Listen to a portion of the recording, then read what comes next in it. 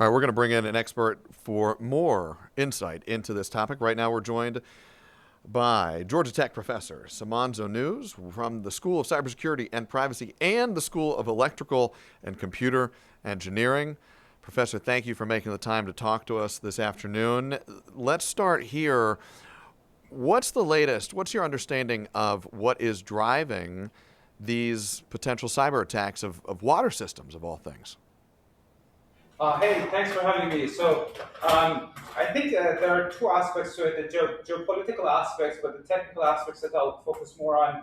So, from the technical perspective, our United States critical infrastructures being vulnerable to these cyber attacks, it's nothing new, and we've been attacked several times. The same kind of similar kind of attacks that we have seen, so-called advanced persistent threat.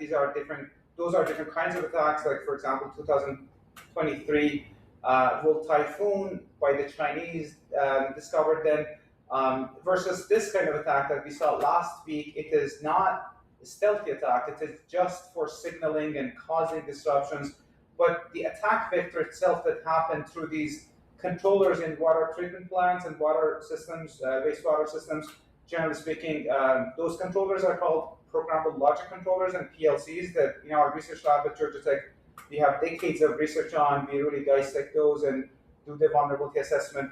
They are vulnerable. They're not built to be secure, and they are used not only in water, in all the other totally like 16 critical infrastructure sectors, including energy, power grid, transportation, manufacturing, healthcare, so on and so forth. And water is just one of them. But the fact that the water system is being attacked this time is because out of the 16 critical infrastructure sectors that we have in the United States, 4 sectors are lifeline, essentially critical infrastructures, including energy, water, transportation, and communication. And out of those, the water is the least secure historically in the United States. Hence, usually attackers from Iran really target those, as we saw in 2023 in Pennsylvania and the one that last week that happened in 7 states. This, you say that the water system is as a category, the least secure of the critical infrastructure categories across the United States. Put some context on that. I think some people may hear that and be a little bit alarmed.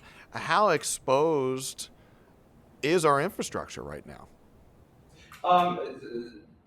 Excellent question. So essentially, in terms of how exposed the infrastructures are, we have a study, we have published work on this. We have found more than 7,000 of these PLCs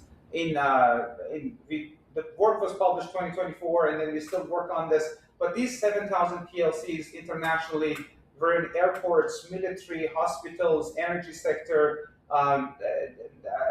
and transportation and manufacturing plants and stuff like that. So, and then we reached out back to those operators, kind of telling them that their PLCs are exposed, and a big portion of them were kind of taken off internet. But those are just 7,000 out of many that were exposed to internet and still are. And the reason for that is because either it is misconfigured, but also it is because the operators would like to have, for convenience, remote maintainability and controllability and monitoring functionalities is still while they're not in person in the plant.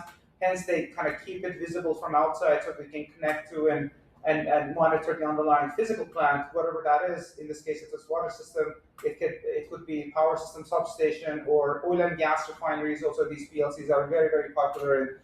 But how to really and water being the least secure, for example, compared to energy sector. Really, when we talk about cybersecurity, everything in practice is reactive, meaning that not much is done proactively before attacks happen. And smart grid and or the power system and energy sector is more secure. And for example, because attacks have happened and they have reacted.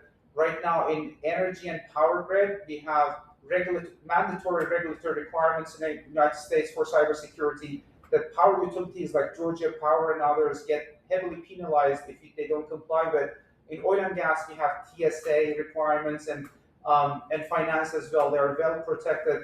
not like absolutely protected. We also have studies to show that shows regulatory like regulation also has its own challenges. That, for example, power utilities complain a lot about documentation that they need to do for later auditing purposes.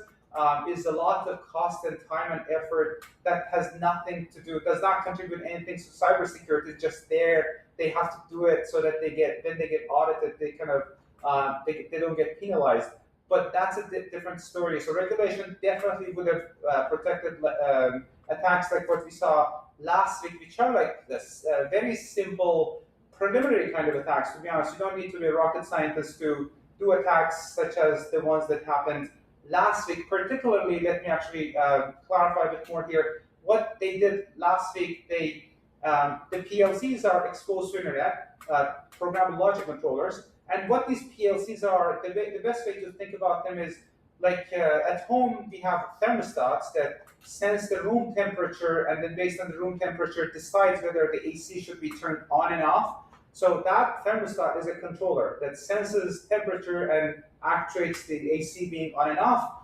If you make that thermostat more professional, more expensive, with a lot more capabilities, we get to PLCs. And the sensor measurement from as opposed to being like room temperature, is the water level in the water treatment plant.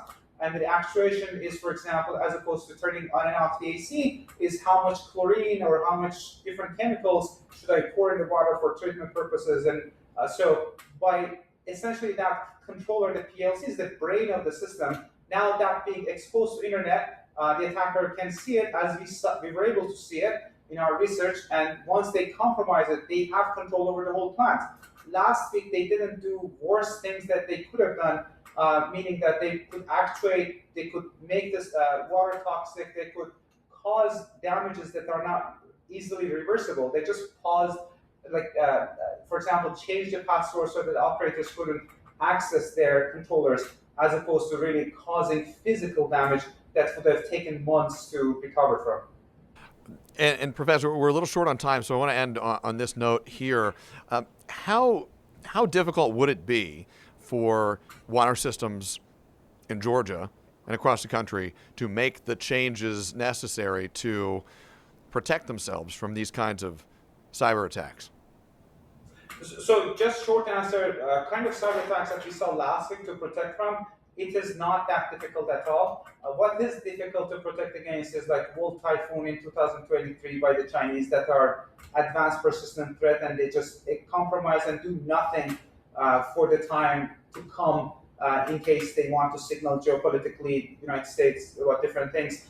But the kind of attacks that we saw last week, you just need to take these PLCs off internet, even if you don't update them. That is number one action that you should do. But whether or not it will be done, when it is guideline, people usually tend to be more lenient about not doing it. But when it's mandatory regulations, like what we have seen in power system, definitely it is done, and so the system gets more secure. All right, Professor Saman Zonouz with Georgia Tech. Professor, thank you very much for your perspective and your time. We appreciate it. Thanks for having me.